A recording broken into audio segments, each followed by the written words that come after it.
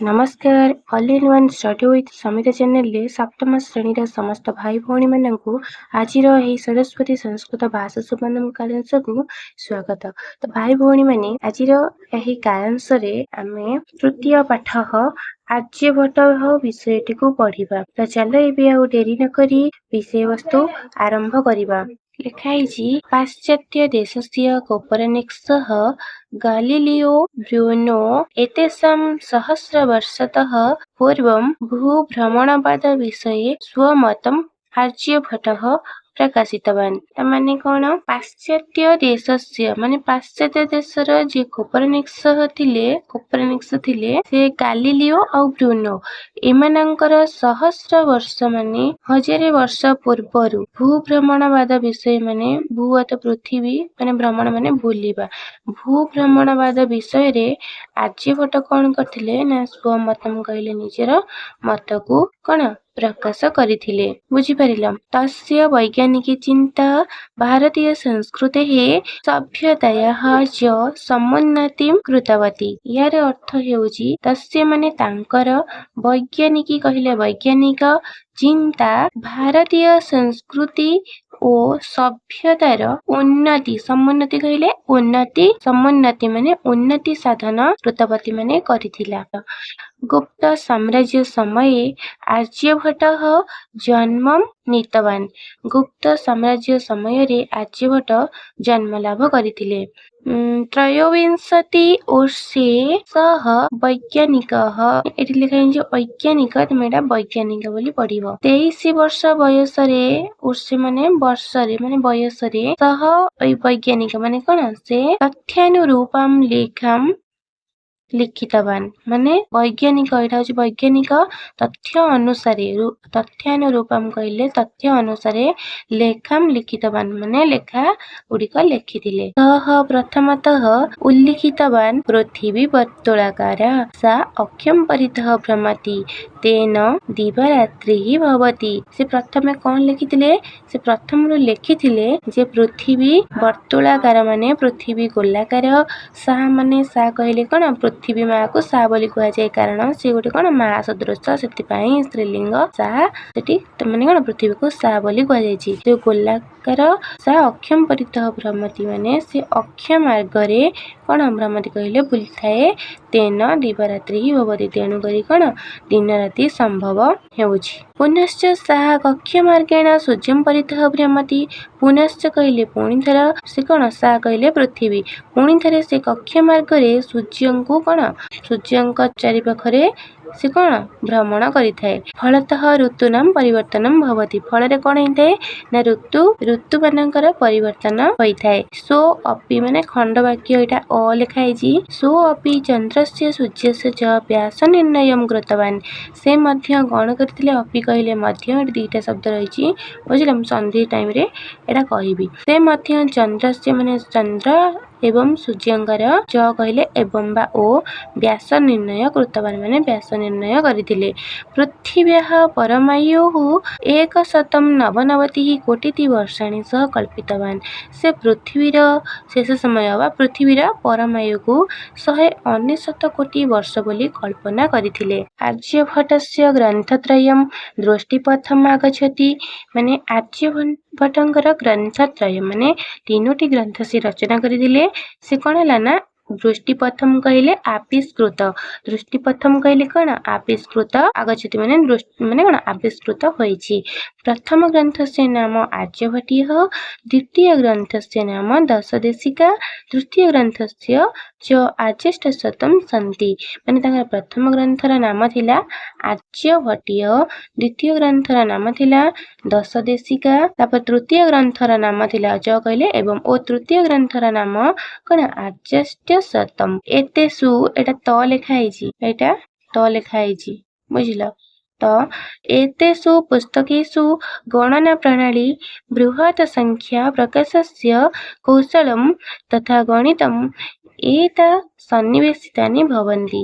कौन हैला एही जो पुस्तक से सब रचना करिसेंदी सेही पुस्तकर गणना प्रणाली बृहत् संख्या प्रकाश कौशल कौन तथा कहले सेही भली गणितर उपस्थापित ହୋଇଛି ହେଲା ଭବନ୍ତି ହୋଇଛି।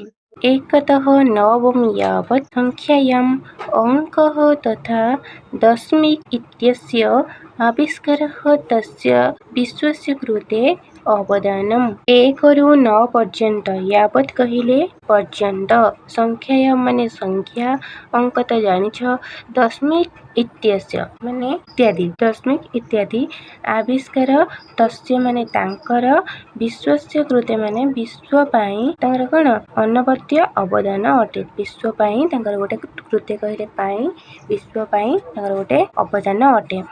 आद्यष्टशतं पुस्तके 65 श्लोकाः गोला विषये वर्णिताः ମାନେ କଣ ଲେଖିଥିଲା କଣ आद्यष्टशतं ପୁସ୍ତକରେ 65 ଶ୍ଲୋକ ଗୋଲା ବିଷୟରେ ବର୍ଣ୍ଣିତ ହୋଇଛି।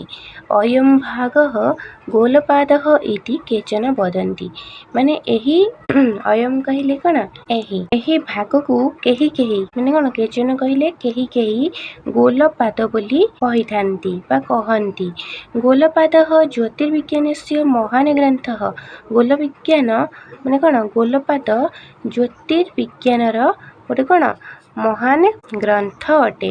अस्मिन् पादे सः ସୂର୍ଯ୍ୟस्य ଉତ୍ତରାୟଣମ୍ ଦକ୍ଷିଣାୟନମ୍ ଚ ପ୍ରତିପାଦିତବାନ୍। ସେହି ବିଷୟରେ ସେ କଣ କରିଛନ୍ତି, ସେହି ପାଦରେ ସେ କଣ କରିଛନ୍ତି ନା ମାନେ ସେହି ପାଦରେ ସେ ସୂର୍ଯ୍ୟଙ୍କର ଉତ୍ତରାୟଣ ଓ ଦକ୍ଷିଣାୟନର ପ୍ରତିପାଦନ କରିଛନ୍ତି। ଜଟିଳ ସମୀକରଣମ୍ ସହ ସରଳ ସମାଧାନମ୍ କୃତବାନ୍।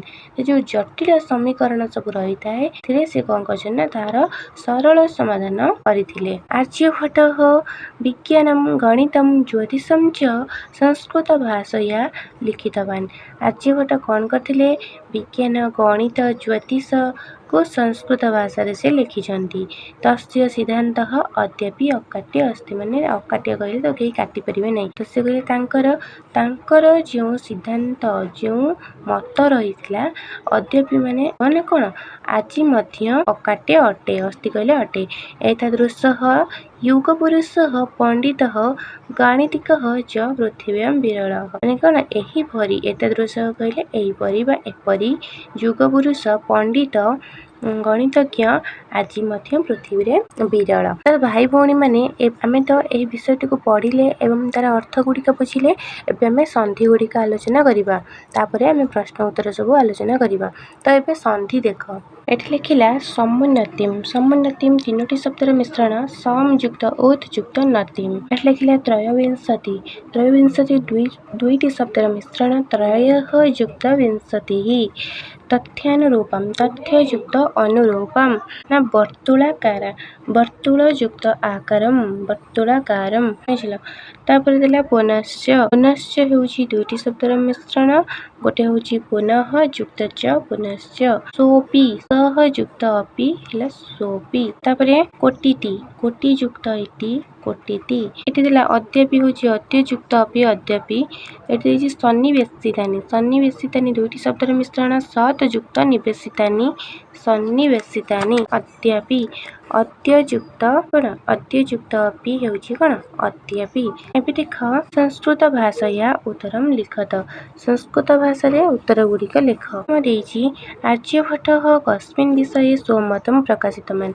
କହିଲେ ଦେଖି ଆର୍ଯ୍ୟଭଟ୍ଟ କେଉଁ ବିଷୟରେ ନିଜ ମତକୁ ପ୍ରକାଶ କରିଥିଲେ। ଆର୍ଯ୍ୟଭଟ୍ଟः ଭୂଭ୍ରମଣବାଦ ବିଷये ସ୍ୱମତମ୍ ପ୍ରକାଶିତବାନ୍। ଆର୍ଯ୍ୟଭଟ୍ଟः କଦା ଜନ୍ମଂ ନୀତବାନ୍। ଆର୍ଯ୍ୟଭଟ୍ଟः କେବେ ଜନ୍ମ ନେଇଥିଲେ। ଆର୍ଯ୍ୟଭଟ୍ଟ ଗୁପ୍ତ ସାମ୍ରାଜ୍ୟ ସମये ଜନ୍ମ ନୀତବାନ୍। ଆର୍ଯ୍ୟଭଟ୍ଟः ଗୁପ୍ତ ସାମ୍ରାଜ୍ୟ ସମये ଜନ୍ମ ନୀତବାନ୍। କା ବର୍ତ୍ତୁଳାକାରା, କିଏ ଗୋଲାକାର, ଲେଖିବ ପୃଥିବୀ ଗୋଲାକାର ମାନେ ପୃଥିବୀ ବର୍ତ୍ତୁଳାକାରା। ଆର୍ଯ୍ୟଭଟ୍ଟः ପୃଥିବ୍ୟାଃ ପରମାୟୁଃ କତି ବର୍ଷାଣି କଳ୍ପିତବାନ୍। ଆର୍ଯ୍ୟଭଟ୍ଟ ପୃଥିବୀର ପରମାୟୁକୁ କେତେ ବର୍ଷ କଳ୍ପନା କରିଥିଲେ। ଆର୍ଯ୍ୟଭଟ୍ଟः ପୃଥିବ୍ୟାଃ ପରମାୟୁଃ 199 କୋଟିତି ବର୍ଷାଣି କଳ୍ପିତବାନ୍। କସ୍ମିନ୍ ପୁସ୍ତକେ 65 ଶ୍ଲୋକାः ଗୋଲା ବିଷये ବର୍ଣ୍ଣିତା। କେଉଁ ପୁସ୍ତକରେ 65 ଶ୍ଲୋକ ଗୋଲା ବିଷୟରେ ବର୍ଣ୍ଣନା କରାଯାଇଥିଲା। ଆଦ୍ୟଷ୍टशतं ପୁସ୍ତକେ 65 ଶ୍ଲୋକାः ଗୋଲା ବିଷये ବର୍ଣ୍ଣିତାः। ତ ଏବେ ଦେଖ ଶୂନ୍ୟସ୍ଥାନ ପୂରୟତ। ଶୂନ୍ୟସ୍ଥାନମ୍ ପୂରୟତ। ଦେଇଛି ଡ୍ୟାସ୍ ସାମ୍ରାଜ୍ୟ ସମୟ ଆର୍ଯ୍ୟଭଟ୍ଟ ଜନ୍ମ ନୀତବାନ୍, ଲେଖିବ ଗୁପ୍ତ ସାମ୍ରାଜ୍ୟ ସମୟ। ସା ଡ୍ୟାସ୍ ପରିତଃ ଭ୍ରମତି, सः अक्षं परितः भ्रमति सः अपि डैश च व्यसनिर्णयं कृतवान् लिखिब चन्द्रस्य सूर्यस्य च कार व्यसनिर्णय करथिले चंद्र और सूर्यर तस्य सिद्धान्तः अद्यापि अकाट्य अस्ति एटी दिनथिला अकाट्य अस्ति एबे देख वाक्यानि रचयत प्रथम देछि भविष्यति भविष्यतिर अर्थ हेउछि हेब बुझला भविष्यतिर अर्थ होछि कोन ना हेब आम गोटे माने कौन लिखिपर श्याम शिक्षक भविष्यति गोपाल देश सेवक भविष्यति तुम्हें यहीपरि वाक्य लिख एतदृश माने एहीपरि एतदृश छात्र विद्यालय नास्ति तुमको जदि कर्ता क्रिया संयोग आसी नथिबो तुम बही भितर गोटे वाक्य देखिकी लिखिदेव एतदृश देछि एतदृश योग पुरुष पृथिव्यां विरल एमती भी लिखिपर भ्रमति भ्रमर भ्रमति लिखिपर भ्रमति माने कौन बुलिबा भ्रमण करुछि हैला पुत्र पिता सह भ्रमति पुत्र पिता सह भ्रमति लिखिपर कृतवान माने कला सह इदं कार्यं कृतवान तापरे नहले लिखिपर श्रमिक कार्यं कृतवान बुझिपाइल मु जो सब प्रश्न उत्तर हो कि संधि हो जहाँ सब कहली मुझे गोटे खातार लिखिदे तुमको मानक यहाँ देखईदेवी देख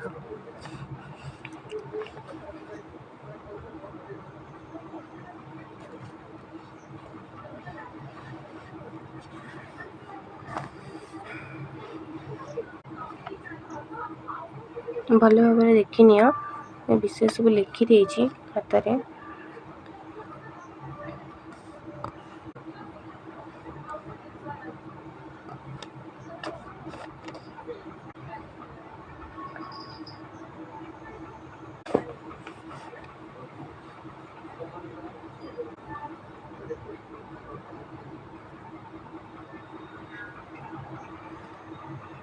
ये जो 2 नंबर थिला डैश पूरण ताको एमती धाड़ी नंबर दे लिखिदे तुम्हें देख